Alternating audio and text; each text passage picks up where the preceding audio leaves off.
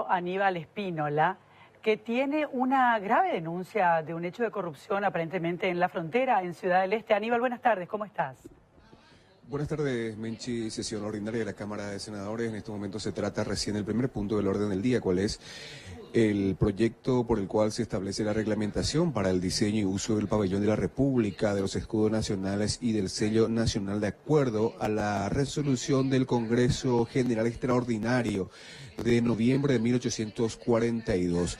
En el estadio de oradores, digamos, uno de los más importantes fue, o una de las intervenciones más importantes fue la del senador Arnaldo Yucio, porque se refirió a la corrupción, ya sea en el seno de las Fuerzas Armadas como así también en el seno de la Policía Nacional. Y en ese contexto vamos a escuchar un audio, una grabación entre dos jefes militares acerca de cuántos efectivos policiales operan puntualmente en Ciudad del Este, cuántos son los que trabajan y cuánta es la recaudación, entre otras cosas, por el servicio de guardia en diferentes entidades. Pero geo, güey, que 400 palos, mía, geo, güey. A la jefatura de policía, güey, que más de 500 palos hay que ver mensual. A lo paramos hay 900 policías, hay 900, supone que 1000 hay. Ahora tengo 200, 300 a reventar, último te trabaja. 300 policías, último para poner. La uniformado como policía que somos nosotros, orden y seguridad. Al pedido del resto hay que coger la idea, más. Bueno, en el ámbito policial, Menche, audiencia, la grabación utilizada por el senador Arnaldo Yucio decía para demostrar un poco lo corrompido que está lo corrompida que está la policía. Después se refirió a las Fuerzas Armadas y trajo a colación la entrevista que se hiciera en Telefuturo, en La Lupa, el 8 de mayo pasado, el domingo, donde fue un sargento, Carlos Cardoso, a denunciar descuentos irregulares para el servicio de salud y la inequidad entre oficiales y suboficiales en cuanto al pago del plus por exposición al peligro. Y en este sentido decía Arnaldo Yucio que debido a toda esta corrupción, personalmente, y decía también que la bancada del Partido Democrático Progresista ya no apoyará ningún pedido de ascenso tanto para militares como policías. Y Arnaldo Yucio cerraba también su intervención de manera bastante jocosa y al describir la realidad de la corrupción en nuestro país. Pero la persona detenida no es el supuesto sospechoso o los supuestos autores, sino que es el denunciante.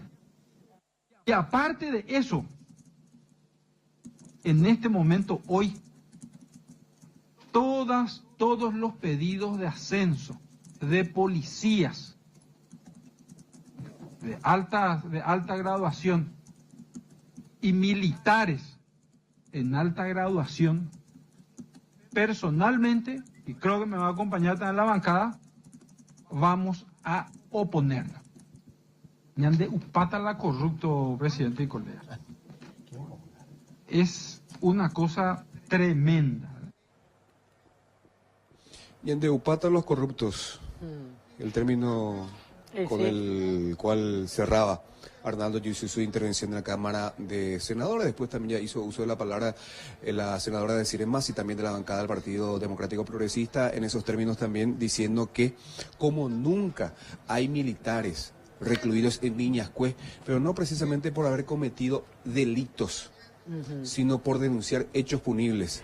A propósito, en el seno Aníbal, de las Fuerzas Armadas. ¿Qué pasó con este sargento que hizo la denuncia en La Lupa? Yo lo estuve justamente observando también y ustedes le advertían en ese momento, claro, me imaginé, le advertían que podía pasar justamente eso, ¿verdad?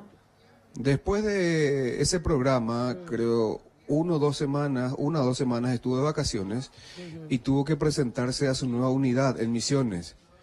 Este lunes pasado, fue a presentarse, inmediatamente ya le comunicaron que estaba detenido y hoy en día está en la cárcel de Viñascué con un proceso encima a nivel de la justicia militar. Y Cirema así concluía también diciendo, entre otras cosas, que el presidente de la República, en su carácter comandante en jefe, está jugando con fuego, porque decía, como nunca se está humillando a militares y a policías también.